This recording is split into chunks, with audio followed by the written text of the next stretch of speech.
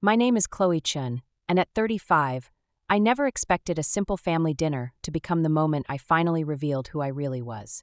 When my mother said, "You'll never get married anyway," with that dismissive tone I'd heard my entire life, I smiled and decided it was time to show them what real success looks like. What happened next changed our family dynamics forever. If you've ever been the family disappointment who secretly became the family success story, let me know where you're watching from and hit that subscribe button. Trust me, this journey is worth following to the end.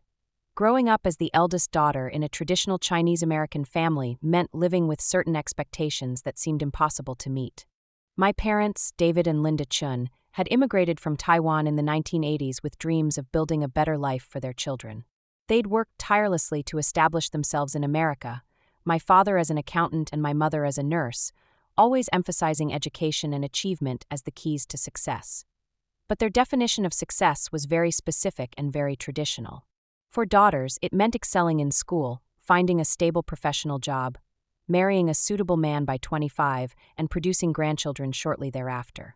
My younger sister Emma had followed this blueprint perfectly, graduating from college with a teaching degree, marrying her college sweetheart at 24, and having two beautiful children by the time she was 30. I, on the other hand, had become the family's greatest source of confusion and disappointment.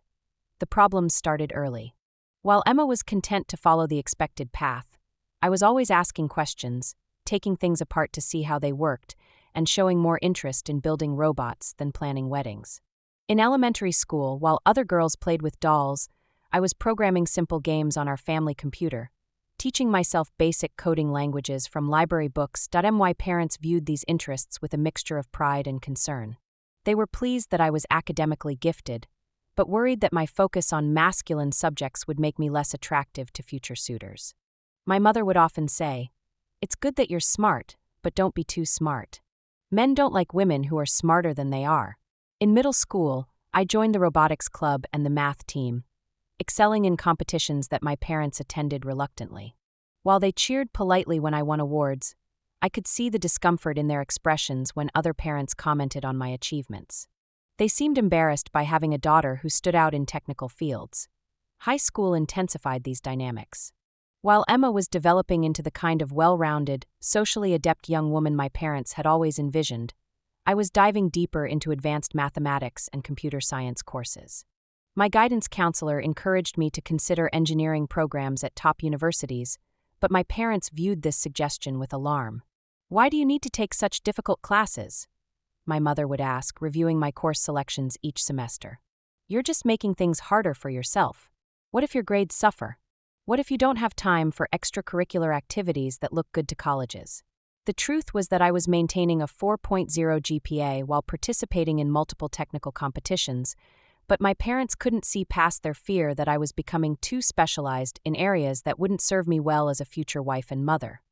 The summer before my senior year, they enrolled me in cooking classes and etiquette lessons, hoping to balance what they saw as my overly technical education with more traditionally feminine skills.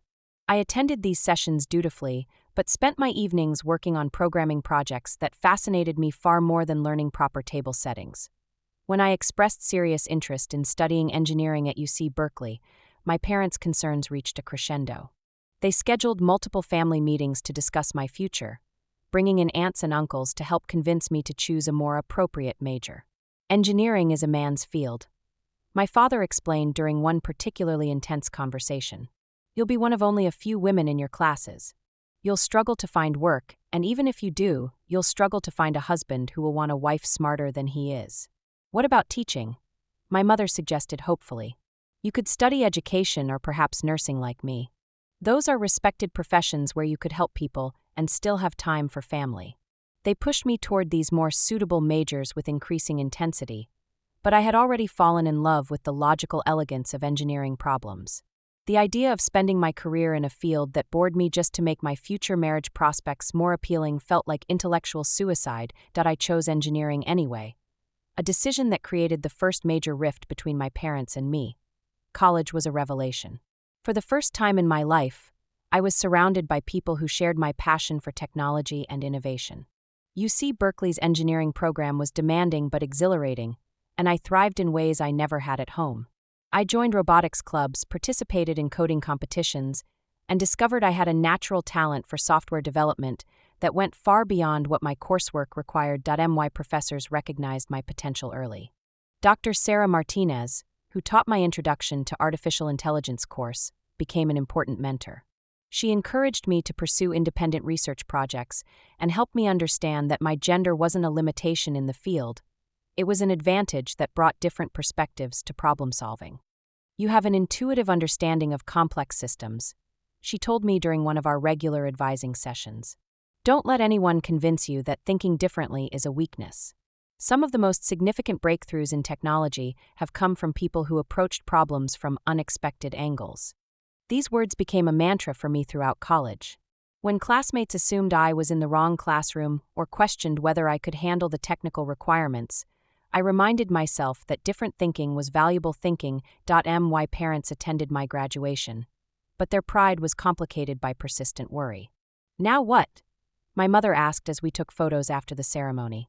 You have this impressive degree, but who's going to want to marry a girl who knows more about computers than cooking?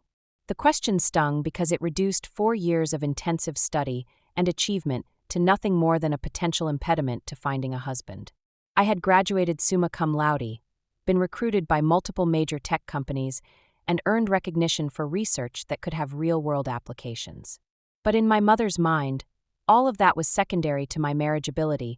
I started my career at TechFlow Systems, a major technology company in San Francisco, working as a software engineer on projects that fascinated me but meant nothing to my family.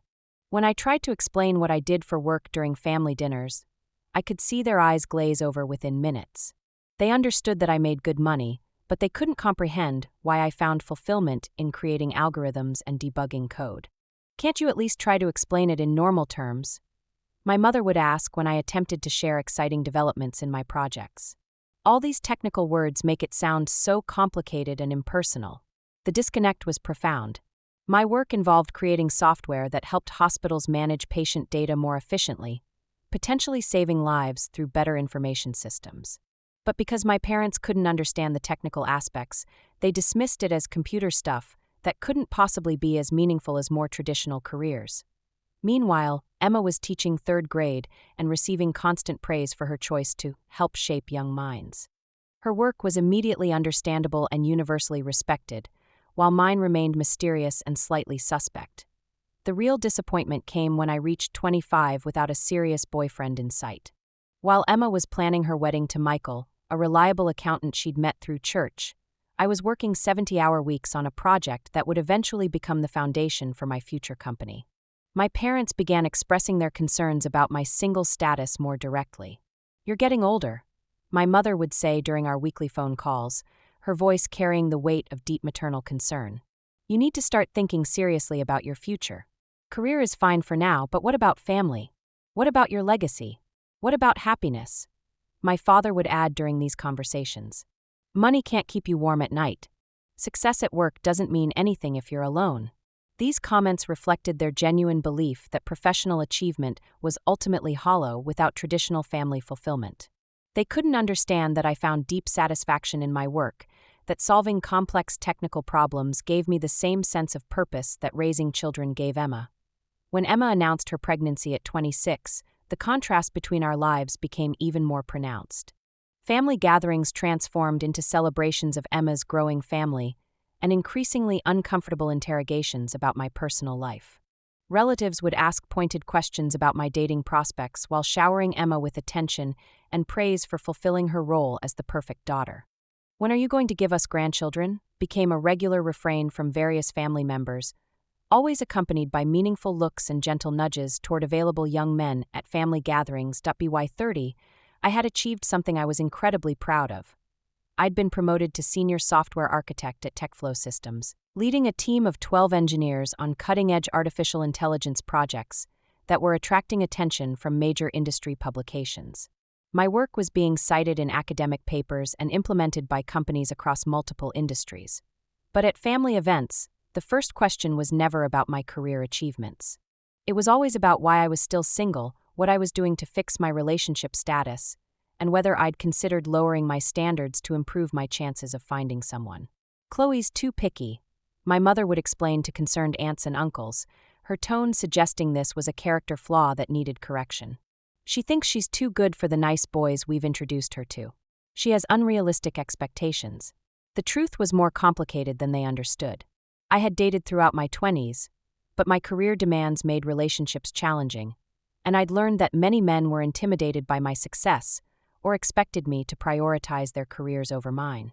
I'd rather be alone than settle for someone who didn't respect my ambitions or who saw my achievements as competition rather than admirable accomplishments. Several relationships had ended because boyfriends assumed I would eventually scale back my career to focus on family. When I made it clear that I intended to continue pursuing professional growth regardless of my relationship status, they became uncomfortable or resentful. "You care more about your job than about us," one particularly memorable ex-boyfriend had accused during our breakup conversation. "How can we build a future together if you're not willing to make compromises?" But the compromises he wanted were entirely one-sided. He expected me to work fewer hours, turn down challenging assignments, and limit my career advancement to accommodate his comfort level. When I suggested he could make similar adjustments to support my goals, he acted as if I was being unreasonable. What my family didn't know was that during those years when they saw me as increasingly hopeless in the marriage department, I was quietly building something extraordinary that would change my life in ways they couldn't imagine. It started with a side project in my apartment. Born from frustration with inefficiencies I'd noticed in the machine learning algorithms my company used for data analysis. I began experimenting with more elegant solutions during my evenings and weekends, driven by intellectual curiosity rather than any grand business plan. What began as a personal challenge evolved into a revolutionary approach to predictive analytics that could process information faster and more accurately than existing systems. I was essentially rewriting the fundamental approaches that companies use to analyze large datasets, creating algorithms that could identify patterns and make predictions with unprecedented precision. I spent 2 years refining my innovation, working 16-hour days between my regular job and my secret project. My apartment became a laboratory filled with multiple computers running constant calculations, charts covering every wall, and stacks of research papers from academic journals. I lived on coffee and determination during this period, barely sleeping as I perfected algorithms that I knew could change entire industries. My family attributed my exhausted appearance and distracted behavior to my unhealthy obsession with work, and continued suggesting I needed to find a boyfriend to make me happy and balanced. "You look terrible," my mother would say during family dinners, studying my face with maternal concern. "This job is consuming your life. You need to find better work-life balance before it's too late to have the family you'll eventually want." If only she had known that my apparent deterioration was actually the result of pursuing the most exciting intellectual challenge of my life, working on innovations that could revolutionize how companies approach data analysis and decision-making. The breakthrough came when I realized my algorithm could be applied to financial markets, helping investment firms make better decisions by analyzing market patterns in real time with unprecedented accuracy. I began developing prototypes that could process thousands of variables simultaneously, identifying profitable opportunities that human analysts would never spot. After 18 months of development, I made the terrifying decision to quit my stable, well-paying job at TechFlow and found Chen Analytics, pouring my life savings into developing a commercial platform that would revolutionize how financial institutions approached predictive modeling. Those first 18 months of entrepreneurship were the most challenging period of my life. I burned through my savings quickly, maxed out multiple credit cards, and lived on ramen noodles while pouring every penny into my startup. I moved from my nice apartment to a cramped studio space that doubled as my office, working 18-hour days while teaching myself business skills I'd never needed. As an employee, my family knew I'd left my stable corporate job, but assumed I was going through some kind of quarter-life crisis that would eventually pass. They increased their pressure about settling down, convinced that my experiment would fail, and I'd eventually realize I needed the security of marriage and family to fall back on. "You can't live like this forever," my mother would say during her weekly worry calls, her voice thick with anxiety about my seemingly irrational choices. "What happens when you get older and have nothing to show for all this risk-taking? What happens when the money runs out?" I didn't tell them about the sleepless nights I spent coding, debugging algorithms that could make or break my company's future. I didn't mention the meetings with potential investors who initially dismissed my ideas because I was young, female, and working alone. I certainly didn't share the slow but steady progress I was making toward launching a product that could change everything. The validation came gradually, starting with small victories that built toward larger successes. First, a mid-sized investment firm agreed to pilot my platform for 6 months, attracted by early demonstrations that showed significant improvements over their existing systems. Their returns improved by 23% in the first quarter alone, results that exceeded even my optimistic projections. Word spread quickly through financial circles about the mystery algorithm that was quietly outperforming traditional models. Bigger firms started reaching out, wanting to understand what I'd built and whether they could access similar capabilities. The interest escalated rapidly. What started as curious inquiries became serious negotiations as major financial institutions realized they couldn't afford to ignore technology that could provide significant competitive advantages. My little startup that my family viewed as a risky experiment was attracting attention from billion-dollar companies. By my 34th birthday, Chun Analytics had 12 major clients and was generating 7-figure annual revenue.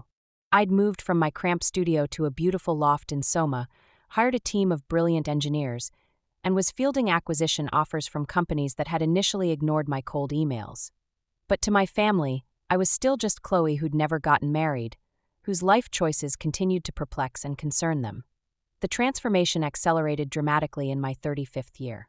3 major tech companies entered a bidding war for my company, recognizing that my predictive analytics platform could enhance their existing products in ways that would generate billions in additional revenue. The offers started at $30 million and quickly escalated as each company realized they couldn't afford to let competitors acquire my technology. Tech executives who had never heard my name 6 months earlier were now scheduling urgent meetings to discuss acquisition terms. The final negotiations were intense and exhilarating. I found myself in conference rooms with CEOs and board members, discussing not just the purchase price, but how my innovations could be integrated into their broader technology ecosystems. These were conversations about changing entire industries, with my algorithms serving as the foundation for next-generation analytical capabilities. I accepted an offer from Tech Global Solutions for $52 million, with additional performance bonuses that could bring the total to $75 million over 3 years. The contract included provisions for me to continue leading the development team and maintaining creative control over future iterations of the technology. Overnight, I went from successful entrepreneur to multimillionaire, with financial security that would last several lifetimes and professional recognition that established me as a leader in my field. But when I called to share the news with my parents, their response was predictably underwhelming, filtered through their persistent concerns. About my unmarried status. "That's nice, dear," my mother said when I explained the acquisition, her tone suggesting she was humoring me rather than celebrating. "But you know money isn't everything. Emma's pregnant again, and she's absolutely glowing with happiness. That's real fulfillment that lasts beyond any business success." The contrast in their reactions was striking. When Emma announced her pregnancies, the entire family erupted in celebration. When I announced selling my company for $52 million, I received polite acknowledgement followed immediately by reminders that financial achievement couldn't replace family fulfillment. I realized then that no amount of professional success would ever be enough to change their fundamental perception of me as the daughter who'd failed to follow the traditional path. In their minds, I would always be incomplete without a husband and children, regardless of what I achieved independently. The disconnect was so profound that it almost seemed deliberate. They had invested so heavily in the narrative that my choices were mistakes that acknowledging my success would require admitting they'd been wrong about everything they'd told me for years. That's when I decided it was time for a different approach. One that would force them to confront the reality of what I'd accomplished and reconsider their definitions of success and failure. The opportunity came with Emma's 32nd birthday celebration, a family dinner at my parents' house that would include the usual cast of relatives who loved to comment on my perpetual singleness and offer unsolicited advice about my life choices. I'd just closed the sale of my company the week before, but I hadn't shared the news with anyone in my family. As far as they knew, I was still struggling with my little computer business, while approaching what they considered the dangerous age of 35 without any romantic prospects. The irony of the timing wasn't lost on me. Here I was, at the peak of my professional success, preparing to attend a family gathering where I would once again be treated as the disappointing daughter who couldn't get her life together. I dressed carefully for the dinner, choosing an outfit that looked expensive, but not obviously so. A well-tailored black dress with understated jewelry that suggested success without screaming wealth. I wanted to appear professional and confident, but not in a way that would immediately signal the magnitude of what had changed in my life. The reveal needed to happen naturally, in response to their usual comments about my life choices and their persistent suggestions about how I could finally achieve happiness through traditional milestones. I arrived at my parents' house in my usual car, not wanting to create speculation by showing up in something obviously expensive. The familiar suburban street looked exactly as it had throughout my childhood, lined with modest homes where families like ours had built comfortable middle-class lives. Inside, the dinner was being prepared with the same ritualistic attention to detail that had characterized every family gathering for decades. My mother had spent days planning the menu, ensuring that Emma's favorite dishes were prominently featured, while accommodating various dietary restrictions and preferences. The dinner started exactly as I'd expected, with Emma arriving with her husband Mark and their 2 children, immediately becoming the center of attention as everyone cooed over the kids and discussed Emma's current pregnancy. I sat quietly, observing the familiar dynamics that had shaped every family gathering for years. The children, now 4 and 6, were adorable and well-behaved, charming their grandparents and extended family with stories about school and upcoming activities. Watching my parents interact with their grandchildren, I could see the pure joy that Emma's traditional choices had brought them. "Chloe, you look tired," my Aunt Margaret observed during the appetizer course, her tone mixing concern with subtle criticism. "Are you still working too much? All that stress isn't good for a woman your age. It shows in your face." "I'm doing well," I replied mildly, not wanting to engage prematurely with the conversation I knew was coming. "Work has been very rewarding lately. But when do you have time to meet anyone?" My cousin Lisa jumped in, clearly feeling emboldened by Margaret's opening. "You're not getting any younger. Maybe you should try one of those dating apps. My friend met her husband that way, and they're very happy. Or perhaps you should consider being more open to different types of men," my aunt suggested. "You might be too focused on finding someone exactly like you. Sometimes opposites attract better than similar people."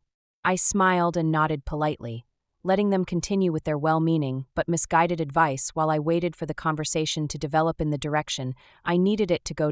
My mother, emboldened by the support of other family members and clearly feeling that this was an appropriate time for honest discussion, decided to share her frank assessment of my life choices.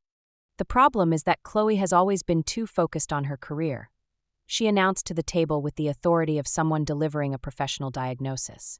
"She thinks work will make her happy, but look at Emma. She has everything that really matters: a loving husband, beautiful children, a stable home.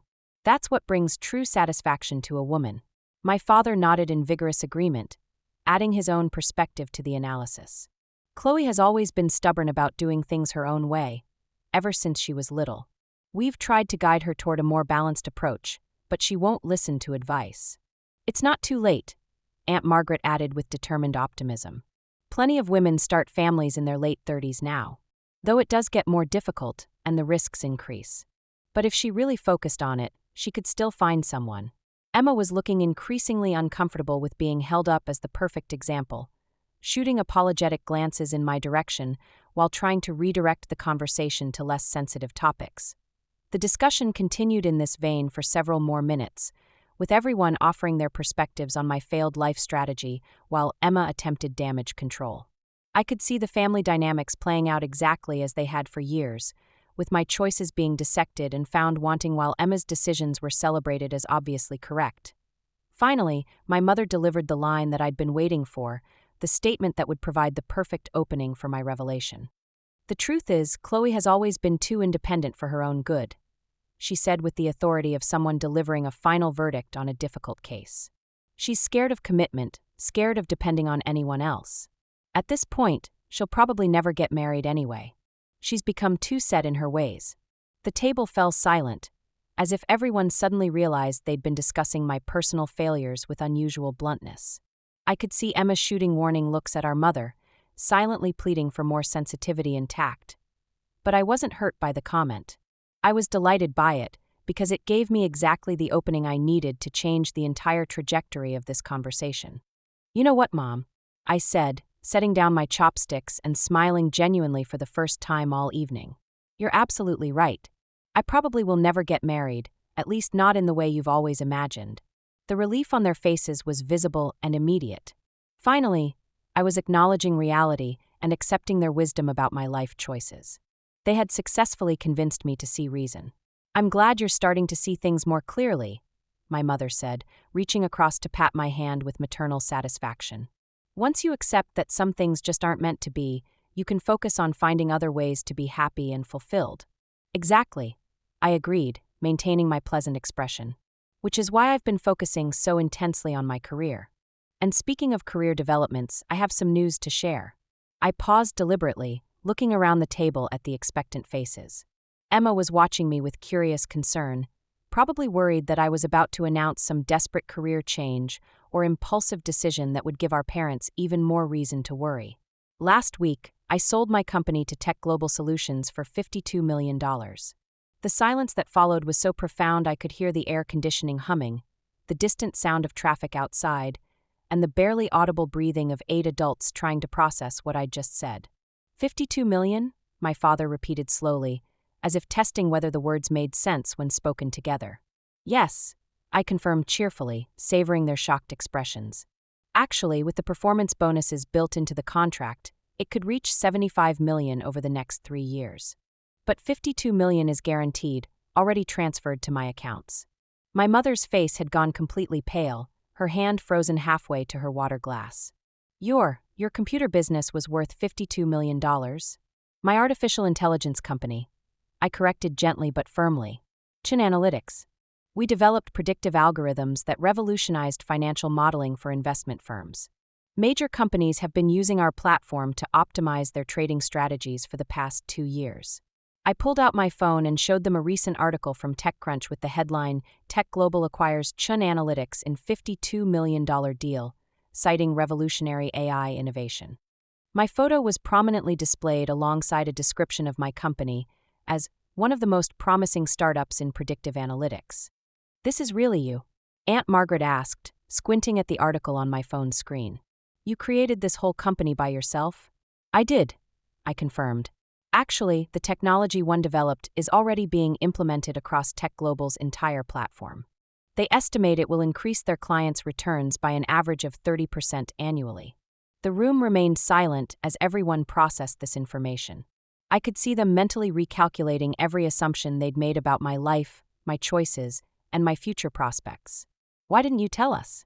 Emma asked, her voice mixing wonder with confusion, and perhaps a touch of hurt that I'd kept such significant news to myself. "Because you never asked about my work in any detail," I replied honestly but without rancor. Whenever I tried to explain what I was building, everyone's eyes would glaze over within minutes. "You all assumed it was just some hobby that would eventually fail, so I stopped trying to share the details." My father was staring at his plate, his face cycling through emotions I'd rarely seen from him: surprise, confusion, and what might have been the beginning of respect.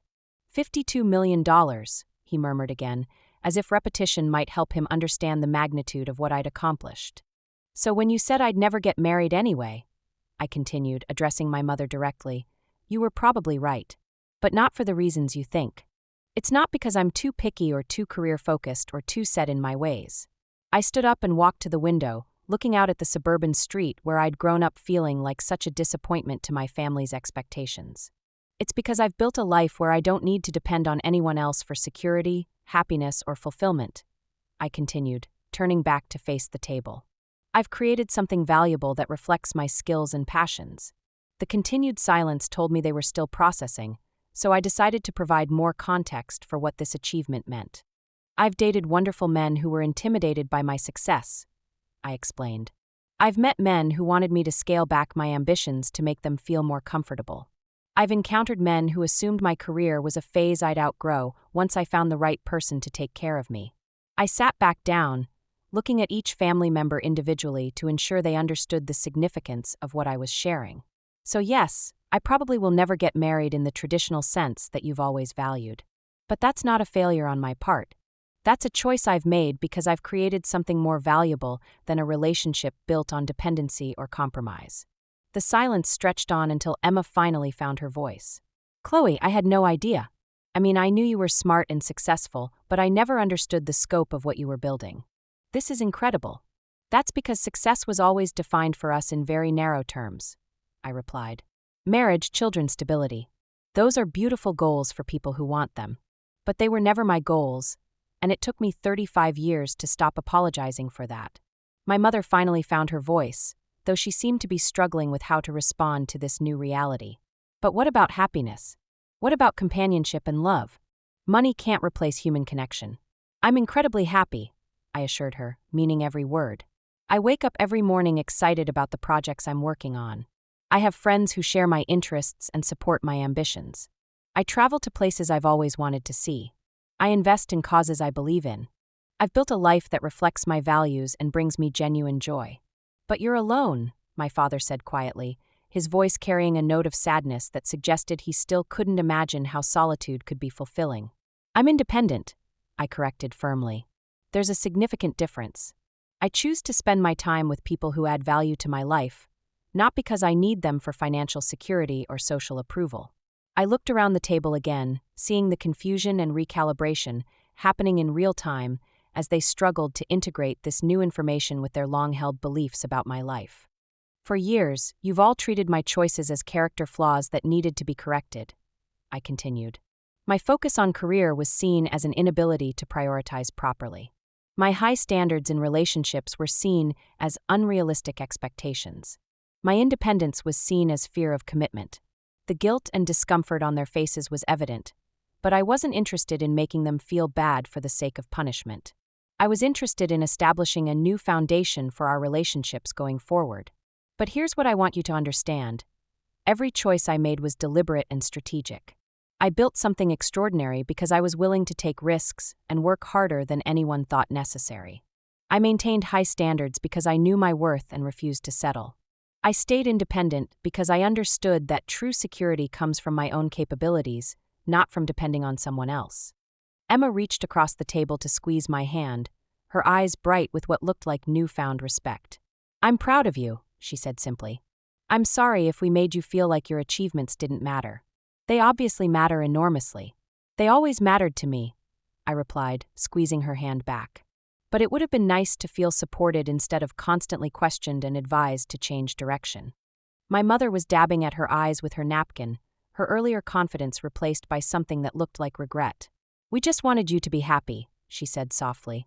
We thought you were making things too difficult for yourself, choosing a harder path than necessary. I understand that your intentions were good, I said gently. But happiness looks different for different people. What makes Emma happy might not make me happy, and that's perfectly okay. The conversation that followed was unlike any we'd ever had as a family. For the first time, they asked detailed questions about my company, my technology, and my future plans. They wanted to understand the industry I worked in, the problems I solved, and the impact my innovations were having on the financial world.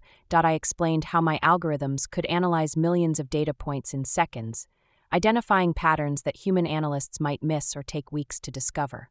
I described the satisfaction of seeing my code perform exactly as designed, generating insights that helped clients make better decisions and improve their returns. I shared my excitement about the new projects I was considering, now that I had the financial freedom to pursue any opportunity that interested me without worrying about immediate profitability or market demand.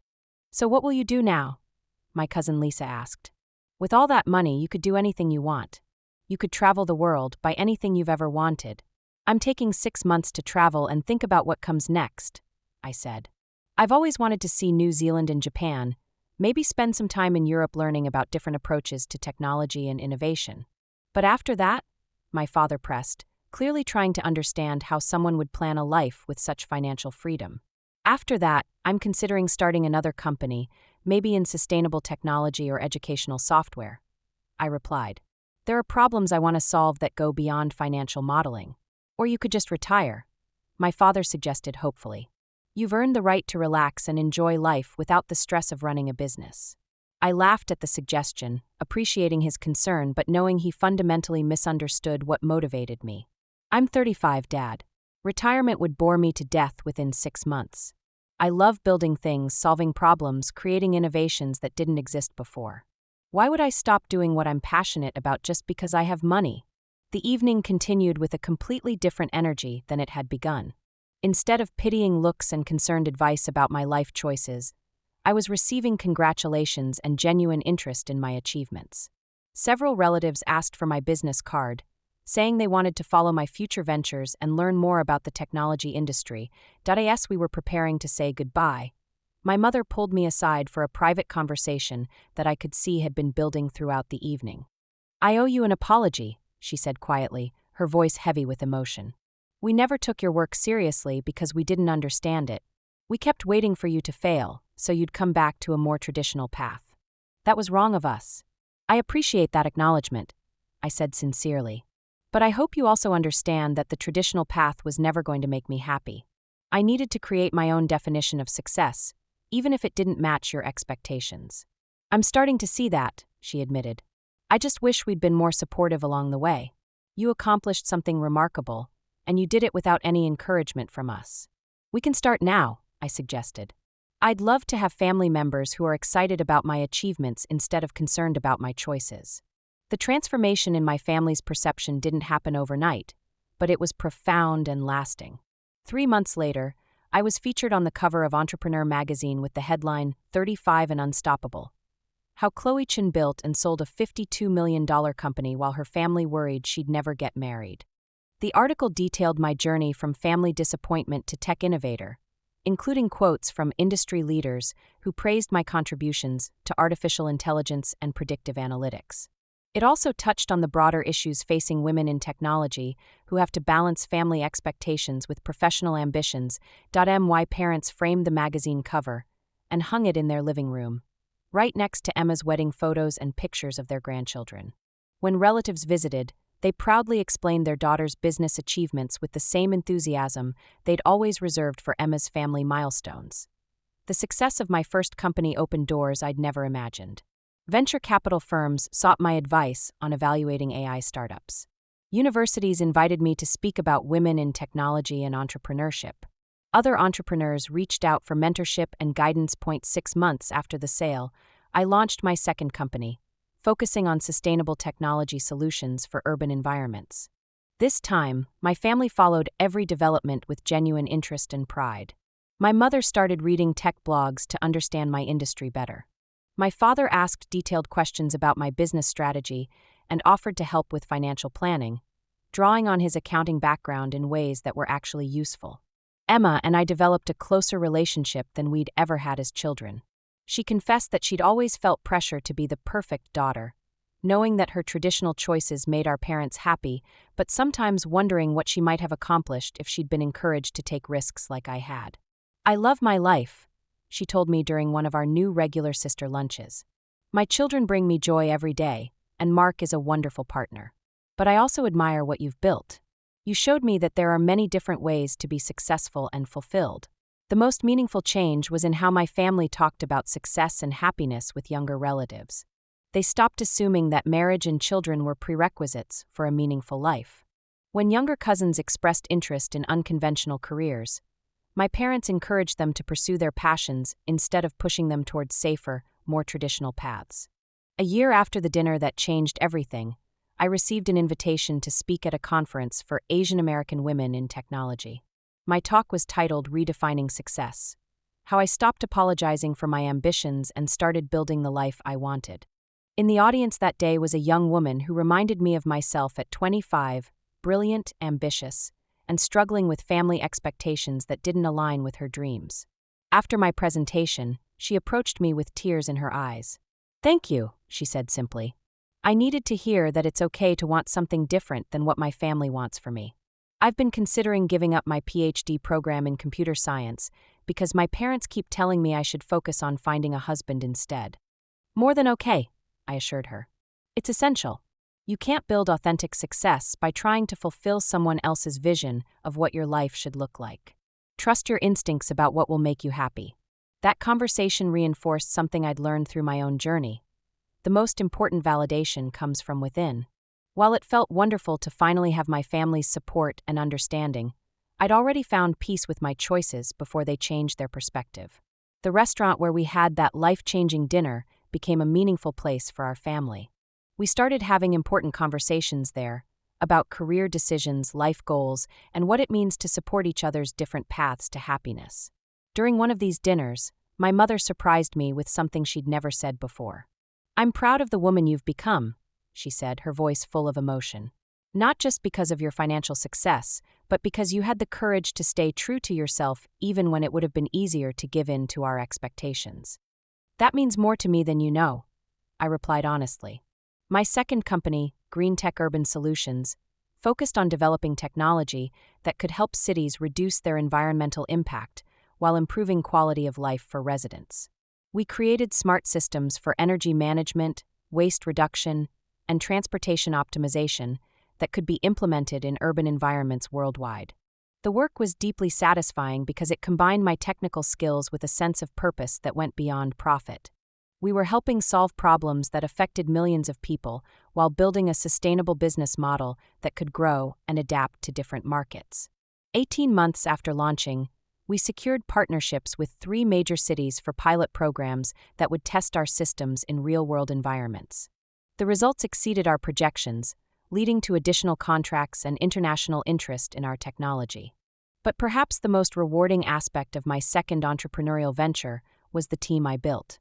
I made a conscious effort to hire diverse talent, creating an inclusive environment where innovation could flourish regardless of someone's background or unconventional path to technology.